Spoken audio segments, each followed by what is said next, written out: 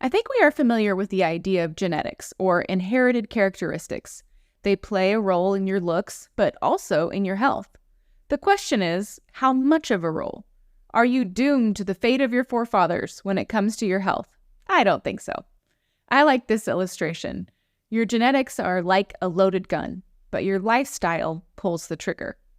Your behaviors and your environment can cause changes that affect the way your genes work.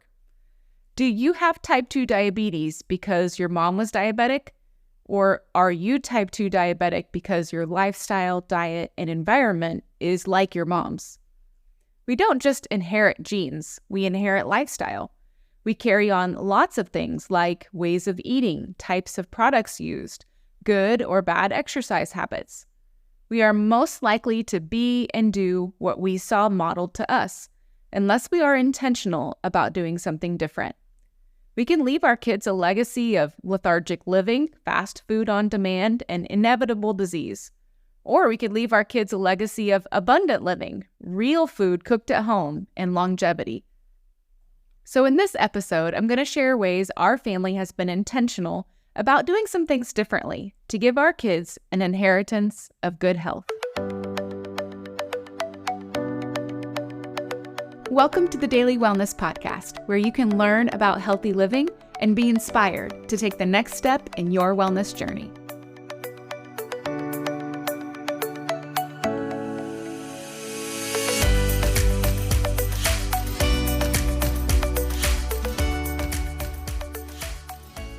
I don't want my kids to be like me. I want them to be better than me. Kathryn Center said that, and I agree. This episode is about changing the health legacy of our family. And in case any of my family is listening, this isn't about pointing out all the things our parents or grandparents did wrong. In fact, as you'll hear, our family has done a lot of things right, and we had a lot of good things to build on. But there were some things that we knew we wanted to be intentional about changing and not passing on to our kids. And I hope that our kids take whatever good things that we are doing and build on them in their own families, being even better about protecting their health and educating their kids. Our family has some genetics that we wanted to be careful not to pull the trigger on. Things like some cancer diagnoses, Parkinson's, high blood pressure, high cholesterol, gout, anxiety, fibrocystic breast tissue, and PMS. What are some things that would be on your family's list? Can you think of some?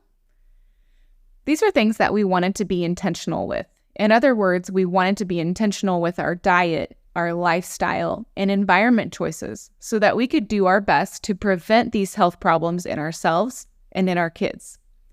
Now, I know we can't control everything and we can't prevent all possible bad health issues. But do you stop wearing your seatbelt because there's still a possibility that you can get hurt with it on?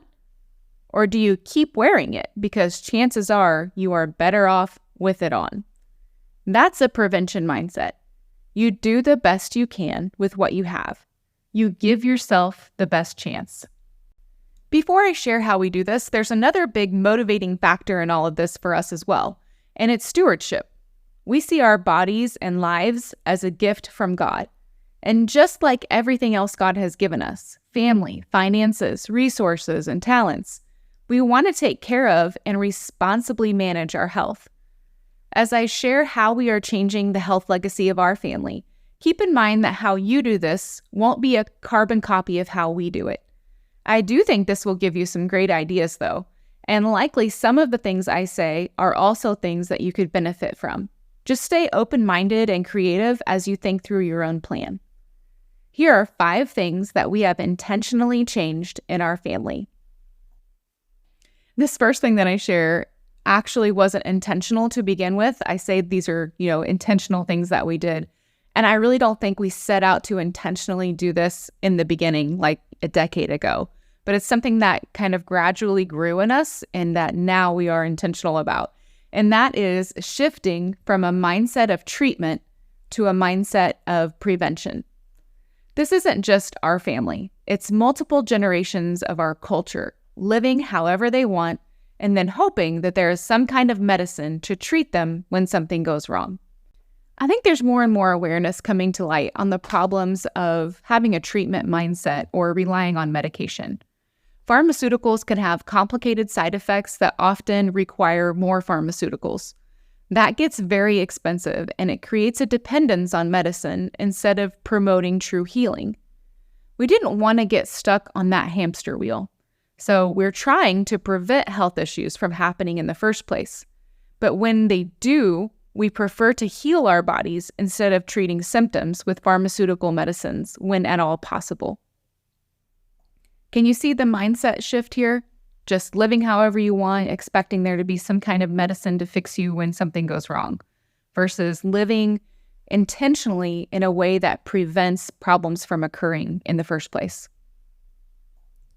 Second is using multiple kinds of practitioners for health treatment and advice. Growing up, I didn't really understand that there were different kinds of doctors.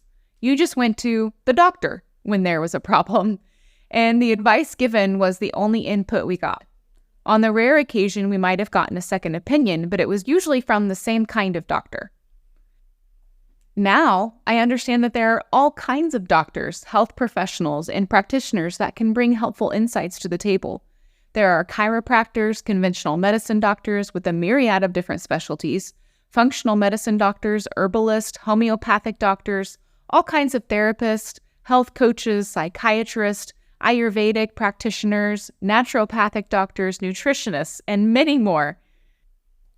When choosing a practitioner, we think about what our end goal is and what path aligns with that goal. I'll give you an example. When I first started battling with anxiety, I didn't know what it was.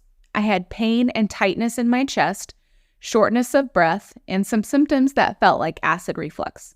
The tightness in my chest was enough to worry me. I went to my conventional family doctor, and she applied the knowledge and training that she had. She wanted me to try some medication for acid reflux. I agreed. It couldn't hurt to treat the acid reflux and find out if that was actually a problem or not. So I found some natural remedies instead of medication, and I tried treating the acid reflux. My acid reflux symptoms very mildly improved, but the other symptoms actually got worse. I spent more time thinking about my body and what I was experiencing, and I began to think that I may be having physical symptoms of anxiety. I mean, I'm talking like my symptoms were so bad here that I went to the ER at one point. So I went back to the same place, and this time the doctor thought I should try some medication for anxiety. I took the prescription for the anxiety medication home with me, and I thought about what I wanted to do. I couldn't help but ask why. Why was I having these symptoms? Why was I having anxiety? What is going on in my body to cause this? I'm not against taking medication when it's needed, but I knew that taking that medication wouldn't help me answer any of those questions. At that point, I decided to wait on the medication and started looking for a functional medicine doctor that I could do a consultation with. In that consultation, I learned that his approach would include answering all the questions that I already had, and I knew that his treatment plan would be in line with my goal to actually heal my body and not just treat the symptoms.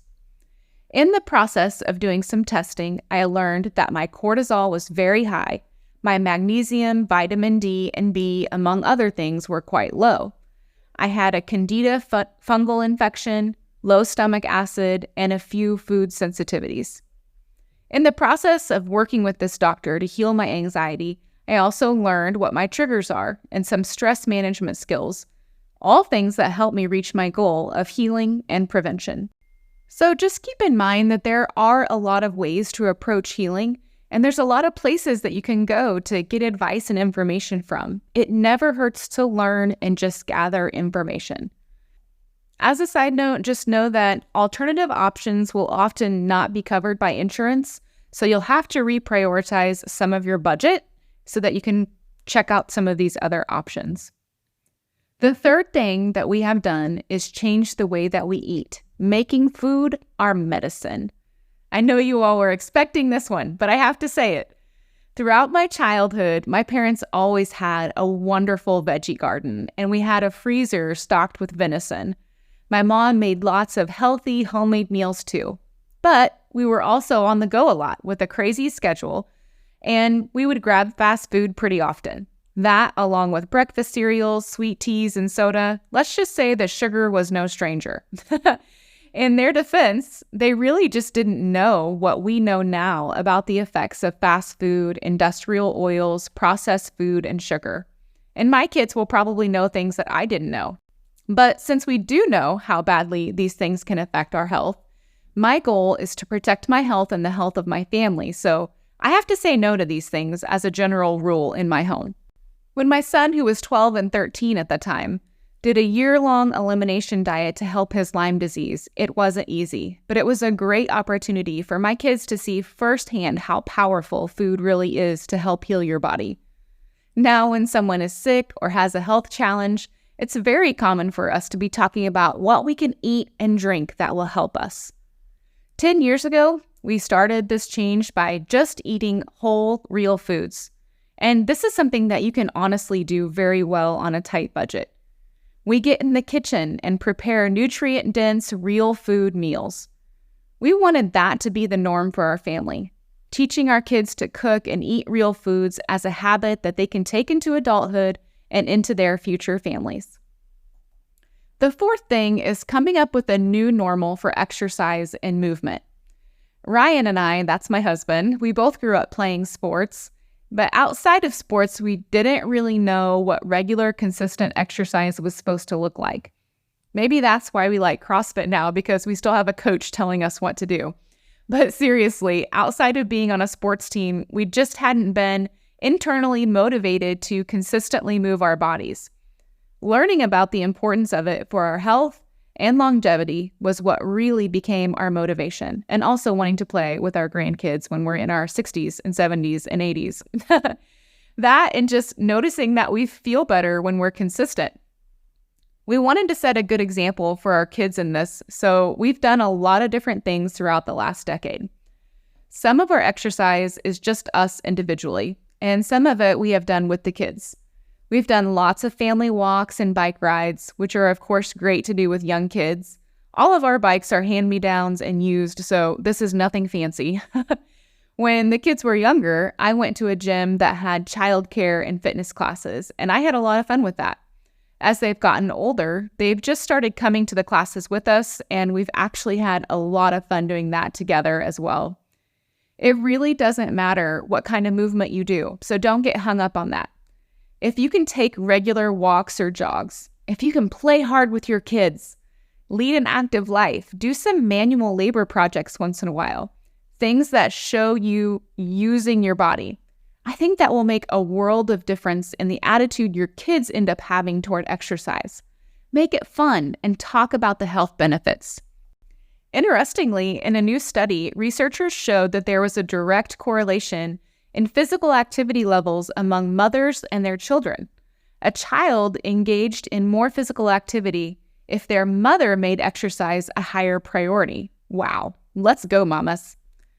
The last thing I wanted to share about today, I could probably share a lot more, but I'll stop with this one, is something that I feel like has made a big difference in actually making this a legacy that goes beyond my husband and I. And that is that we have intentional conversations with our kids about health. We don't just do healthy things in our family, right? It's not just like me going to the grocery store and buying healthy things or us telling our kids, oh, we're going to do this today. We actually talk about healthy things and why we do them. We've tried to do this in age-appropriate ways as the kids have grown. We talk to them about why we make certain food choices because they definitely notice that we do things differently. What they could do to fuel their bodies for sports, why we choose non-toxic beauty, personal care, and cleaning products, what supplements they are taking and why, what to do if they don't feel well, the effects of processed foods, how to grocery shop for real food, the importance of exercise and rest, all kinds of stuff. It's amazing what kind of conversations you can have if you just look for them. Of course, we don't know what kinds of choices our kids will make when they leave our home. We're just going to have to be okay with not having any control over that. Though I might inwardly die a little bit if they feed my grandkids really unhealthy food. Sometimes even now they want to make unhealthy choices, and we jokingly tell them that they can make their own health decisions when they are paying their own medical bills. but we're also really not joking, Whatever happens, I want them to leave our home equipped for making good decisions about healthy living. To do that, I have to teach them what I am learning. What I really hope for, though, is that they come back home once in a while and teach me a few things. Hey, just a quick note before you leave. If you want a little bit more information about how we eat and the choices that we make about food that we bring into our home, I made a free resource for you. It's a cheat sheet about 5 ingredients that I avoid at the grocery store. It's something that you can print out or screenshot and take to the grocery store with you until you have those things, memorized. So you can find that at my website, dailywellnesscommunity.com. It's just a free resource that you can sign up for, and it'll send it right to your email. Thanks for listening to today's episode on the Daily Wellness Podcast. We hope that you found it helpful for your own wellness journey. And if so, we'd love for you to leave a review. Then come back and listen for review shoutouts on upcoming episodes. For more information, check out the show notes and connect with us on our website, dailywellnesscommunity.com.